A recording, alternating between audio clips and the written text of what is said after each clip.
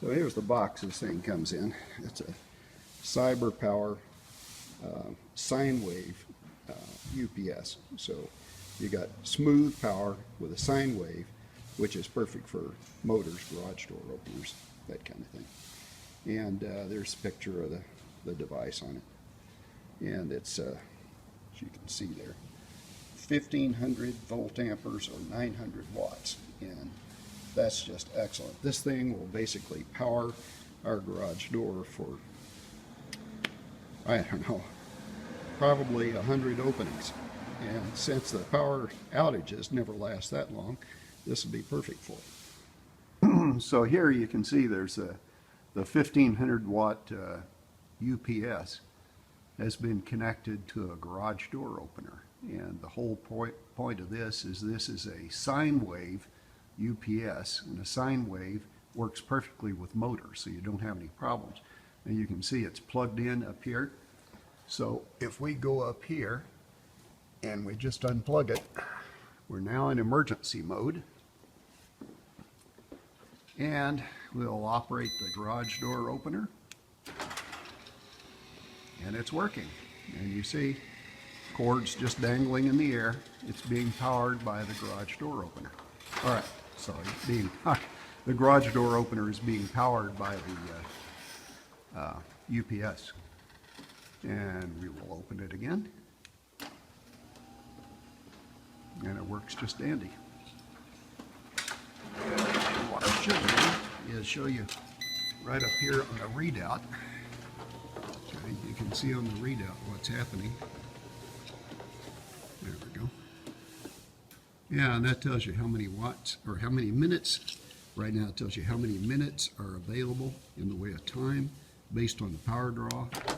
And you'll see that changes, because if it continued at that rate, it would only have 50, 60, 80 minutes available. And so, but overall, it's still got, you know, it says 118, 119 minutes. But that's just because the lights are still on right here. But because there's still a power draw. But when we put the full load of the garage door opener on, you can see it draws it down to fewer minutes, but then that's going to recover as soon as it stops, because then it'll just be the lights. And there you go. Okay. So quite a bit of time available on it, and then we can just take this power cord here and put it back up into that wall outlet, and we're back, and you see this is back to just telling you got it's 120 watts. No, I'm sorry, that's 120 volts. I don't know what I'm talking about. Bad. So what I meant to say was this is 120 volts because it went back into telling you the input power is 120 volts, and then it has filtered power that's going out of here. And then of course it timed out, so it doesn't have the display on all the time. But it'll tell you what the voltage is in the case of when it's plugged in, and when you unplug that, then it tells you how many minutes you've got in your UPS before it's dead, which is a really handy thing to have. But the beautiful thing is you got an older garage door opener and it doesn't have battery backup. You can add it by adding this UPS. Hello, this is a review of the CyberPower CP1500 Universal Power Supply. So what you get out of the box is everything that you see in front of you here. So you get a USB cable to connect with the software that they give you to the back of your computer to this, so that when it reaches about 20% remaining capacity, you can automatically shut down your computer. Just for surge protection, they give you an extra link for cable modems or fax phone lines. You get manuals. The manual is worth a quick read through. It's actually not a manual that's just BS like some manuals. I thought it was worth a read through. They also separately give you a list of the details of what all the buttons do, because there's only 3 buttons on the front of it. So if we look at here in the front of the unit, there's only 3, but they do more than just 3 operations, depending on how long you hold them. And you can start to press combinations, like you press 2 of them at a time to adjust the sensitivity level for when it trips the power supply, or another 2 to reset the count timer. So that's what you get, and of course then you get the actual device here. So it's fairly smaller than you might expect, but it's very heavy for its size. So all the way on the back here we see we have extra surge protection for your phone/network, surge protection for your cable modem. Here's your USB port for connecting to your computer with the software that can shut it down. And then you get 2 banks of surge protection, and only one of which will be covered for battery. So only 4 of these switches, these right here, of the outlets that is, will actually provide an uninterruptible power supply. So anything that you do not want to get cut when the power goes, you need to put it on this side here. All of this stuff, if the power trips, it's just gone. It's just at least providing surge protection. Also note that they did offset one of the outlets at the top here on both sides, so that if you have a larger brick adapter, you can plug it right on in there. And it won't get in the way as much. These other ones here are going to be bunched right next to each other. There are dongle cables out there from other brands that if you have a tight spot that you want to have a bunch of large bricks, you just run a little dongle cable and connect it down there. I have those and separately reviewed them as well. There's another 2 outlets behind this. They're just warning you that these are surge only on this side here, so you can remove that sticker when you're ready. If we go around to the front, we can see what's on the front of it. So here you have the basic power button, you have the 3 switches, and then you have the USB charging ports. This is a standard 1 amp USB charging port, so if you have phones and other things that had a USB cable for charging, it's just the standard stuff that you'd expect there. And now it does come in a box that ships 2 models, and it'll tell you on the box which one it actually supports with that comes inside this one.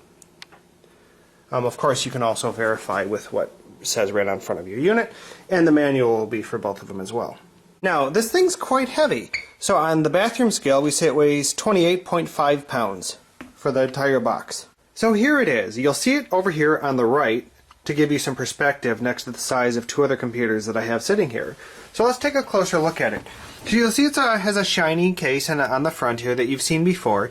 And here's your main power button, and then this is the thing, you can press the toggle button here to take a look at the different settings. You press it for a second and it starts to come on. You'll see that I'm currently have an estimated run time of about 60 minutes or an hour, and it'll tell me right here my approximate load and battery charge.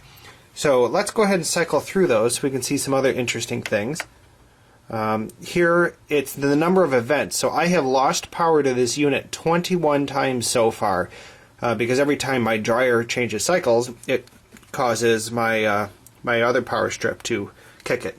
So I have a monster power center back here that cuts the power every time the power fluctuates. So what I've done now is I plugged this guy into my monster power center so that it can still do its power cleaning. But it had been doing cutting, so that's what this is for. We can cycle through and see other things. We'll see the input voltage, the output voltage, that's currently the output hertz, and then the current wattage. So it's about 117 watts coming out of right now, which is my monitor, a laptop, and a router. And an approximate percentage, so it's about 13% capacity on my current settings. And you can hold this button to turn it off, so I'm going to hold the display button, and you can cycle it through some different modes. There we go. And then you can just go press it again to make it come back on. Now take note of the power button that's on the front of this. It works notably differently than your usual toggle switch that you have on power strips. So it's really meant to be an uninterruptible power supply, so it's protecting you for your own good. So to turn it off, you have to actually hold the button. So watch. And there, it went off. And then turn it back on, it's going to be the exact same thing. You can't just press it. That does nothing. It's the same as turning it off. Hold the button.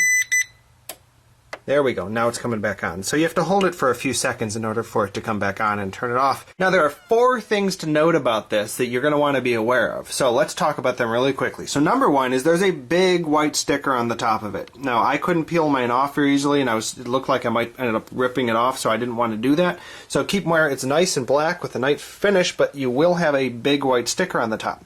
You might be able to get it off, but it didn't look like it readily comes off. Second thing is that it has a slight battery smell to it at first. Now it's very minor. It's something that I have no problem sitting it in my office. I'm not worried about it at all.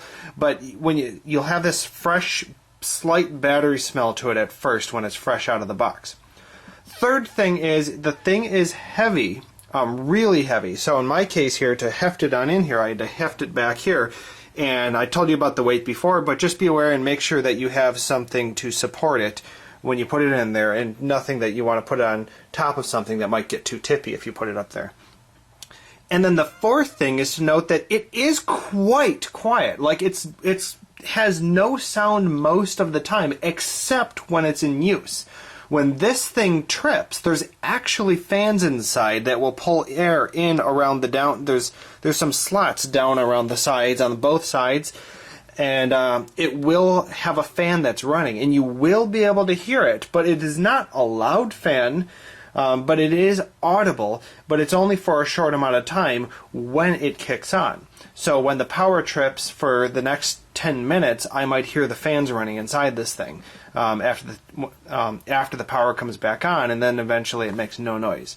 So right now it's making no noise, and it also makes no buzzing sound. My room has been especially prone to buzzing. My monster power center back here buzzes like crazy with my dimmer switch in this room, and this thing is not buzzing. So, but those are the four things to be aware of. Overall, I think the thing's doing its perfect job for what I need it to do. The power cord definitely seems long enough that they give you here. One nice thing is it's a wall hugging adapter, so that it's not the usual ones that sticks straight out from the wall. So you'll be able to plug it right on in like this, and this cable here will hang at a 45-degree angle to the side, so that you can butt up furniture perhaps right next to that, so you don't have to make a whole lot of room to plug in a big thick cable. And this is what the bottom of the unit looks like. Now this is important because this unit was really heavy. So if you plan to put this on a shelf or a wire rack, the feet don't stick out too far. And that's an advantage because you can distribute the weight along the whole bottom rather than on 4 specific pressure points. I thought it was interesting that you can actually adjust the sensitivity level of this here. So you can turn it for low sensitivity so that it doesn't switch to the battery power too often. Otherwise you have your high sensitivity. Now when you first get it, it comes with a big white label that's going to warn you that it comes without a charge. Now that's to protect it from accidentally being turned on during shipping. But what that means is the first time you go to use it, make sure that you're prepared to plug it in for a solid 8 hours of uninterrupted power so that it can fully charge the batteries. Otherwise you risk them not being able to support the full capacity if the first charge isn't fully charged. Thanks for watching the review. I bought this CyberPower 1500 PFCLCD, and it puts out 1500 volt amps, which I guess is around 1100 watts. And it's advertised as a pure sine wave or a true sine wave. And it comes in somewhere around half to a third of the cost of some of the other units out there that are more well-renowned, like Fairups. So I wanted to see what the sine wave actually looked like. So I brought it down to my friend who's got an oscilloscope, and we put it on his portable Fluke. I don't know if you can see that. I don't actually see the wave on here. Let me go up closer. There it is. Okay, so what you're seeing now is it's on power from the utility. We've got a lamp plugged in, so it's under load, and he's going to unplug it from the utility now. Go ahead. Okay. And you can see the sine wave is actually better. It's kind of unexpected. The UPS is warning us that it's on battery now. And the CyberPower is measured up. There we go. Now it's back on. You see how it's a little distorted here? Yeah, you've actually got some distortion on utility. So it's actually better. It's not perfectly.